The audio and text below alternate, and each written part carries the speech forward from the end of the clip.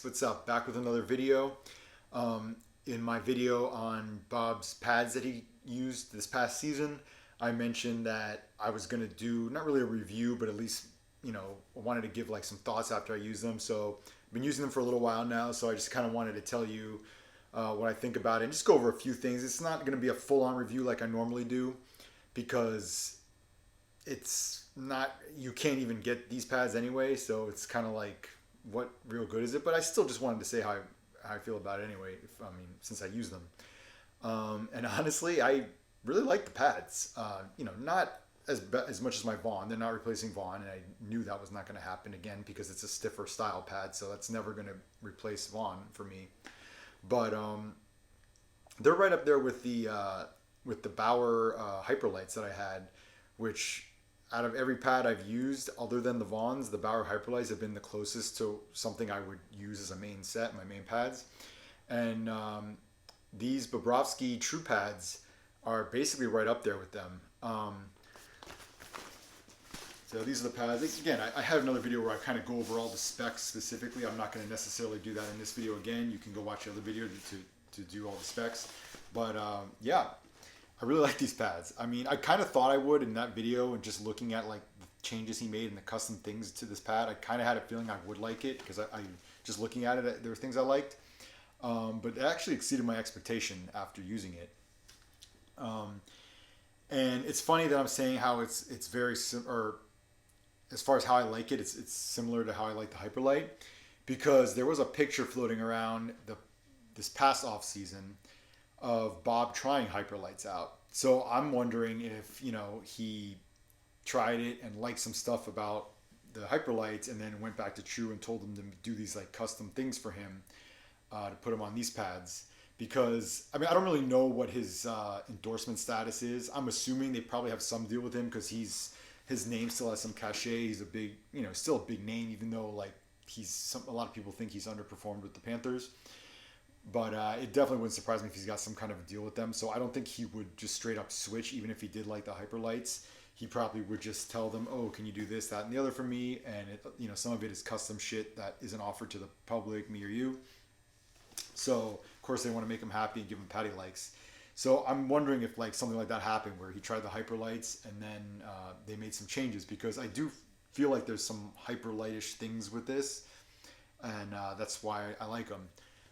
The only thing is, like with the Hyperlights that I got them custom to me. So they were a little shorter, not necessarily at the knee. The knee fits me great here. But the plus sizing is pretty big. You can see how much sticks up above the knee landing. I'm guessing it's like a +3. There's no markings on it. I don't know exactly what it is. And they don't even, with pros, it's not necessarily like 33 +3 or 35 +1. Their measurement system for pros is different. They don't have that's for like retail, those numbers. So I don't really know officially what the thigh rise is, but it's bigger than what I would get. So I would say the only really reason the Hyperlight that I use, that I got specifically for me custom, would win out over this is just because I feel like the sizing's a little better for me, because the thigh rise wasn't as big, so there wasn't as much interference with the two thigh rises hitting each other. So that's about, I would say, the only way that the Hyperlight is like better. But again, that's just like a sizing thing. That's not really the pad, the essence of the pad itself. But as far as anything else, like this pretty much ties the Hyperlight for me as far as other pads I've liked besides my Vaughns. And I, especially if I could get this exact pad spec just with a little bit of a shorter thigh rise, I could see myself, using this as a full set, just like I could see myself using the Hyperlights as a full set if, for whatever reason, the Vaughns weren't an option. So just as far as like how they perform for me, they just felt less, other than the other, I'm basing this off of like other True Pads I've used, which I never used the 20 line, but I've used the 12.1 and 12.2. And I don't know, it feels a little less cumbersome on my legs. Like I don't know, they don't get in the way of each other, like the two pads. Cause so when you have a stiff thigh rise, and especially the higher it is, the worse this problem is, but there's always going to be like overlap between the two thigh rises in your stance. So like one pad's always gonna have to kind of overlap the other one. with my other True pads, they, especially since they were a little thicker at the thigh rise, these have been thinned out in a custom way that is only on Bob's pads and they don't offer to the public. It's not. It doesn't feel as. It's not as much of an issue of the two thigh rises hitting each other because of how thin they are. The chunkier they are, the more it feels weird that one is going to be in front of the other. And that was like the same thing with my hyperlights, where like I really didn't feel like that was an issue with my hyperlights because A, they were thin, but B, also because like I had said, I ordered the thigh rises to be smaller.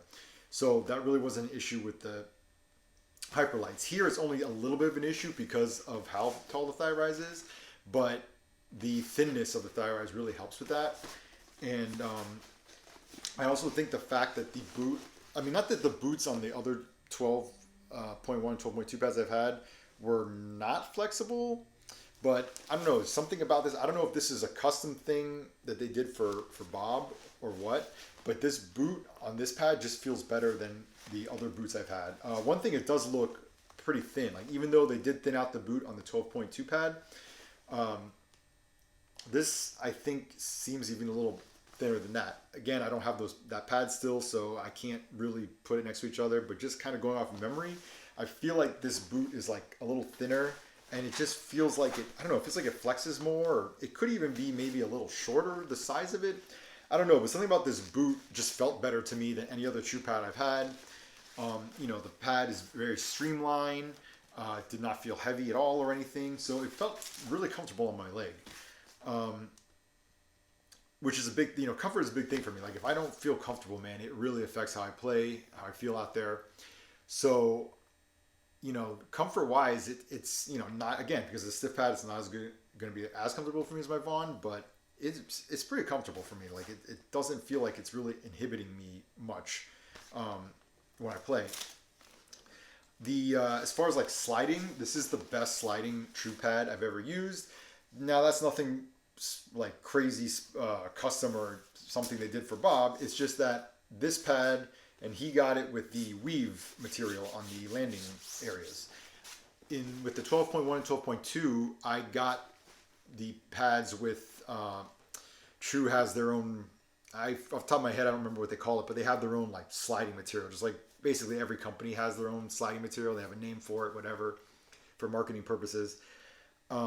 But I got the sliding material, and I thought, I wasn't really impressed with it. I thought it was the worst of any of the sliding materials that I've used.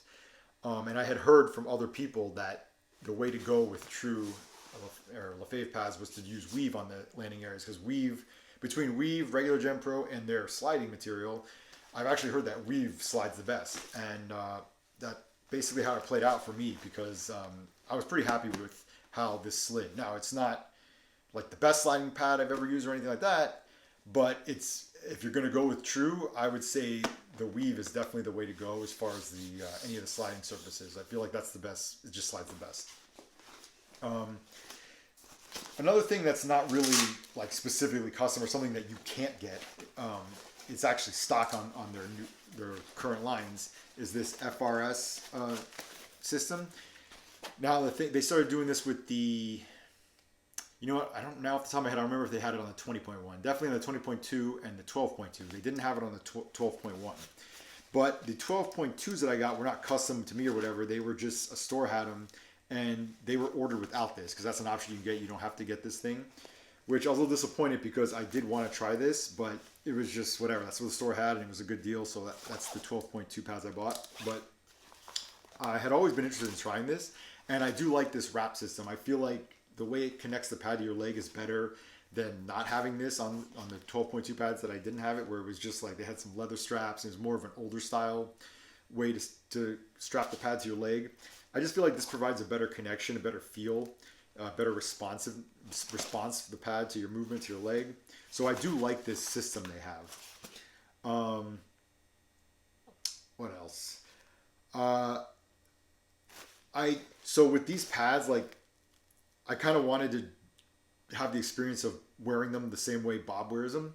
So like I normally don't put my knee strap across the knee. I usually put it down by the calf.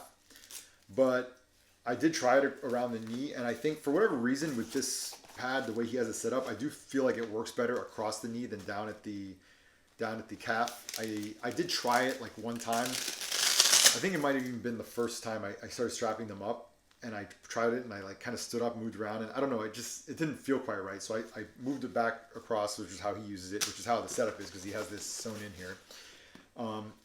And even though I don't normally do it, it just, for whatever reason, it works with this setup across the knee. Another similar thing with that is like this boot strap that he has, which I talked about it in my video about how this is actually a Bauer, my previous video about this pad, that this is actually a Bauer boot strap, not a true one that was probably put on by the equipment staff for the Panthers. But this is specifically positioned to go behind the skate, not under, which I normally do my boot strap under the skate. But with this, there's no option. So either I just don't attach this to my skate at all, or if I wanted to try it, I would have to put it in the Lundy loop behind the skate. So I was like, whatever. Like, again, since, as I said, I wanted to kind of experience it the way he wears it, I went ahead and put it in the Lundy loop, even though I've tried that in the past with other boot straps and I didn't like it. But again, same way with the knee strap, it just happened to work for me with this setup. I think a main reason for that is this is a elastic strap, and in the past when I've tried doing that with older pads, they had just like the leather boot strap that didn't give it all, and that kind of pulling on the back of my skate in certain situations just didn't feel good.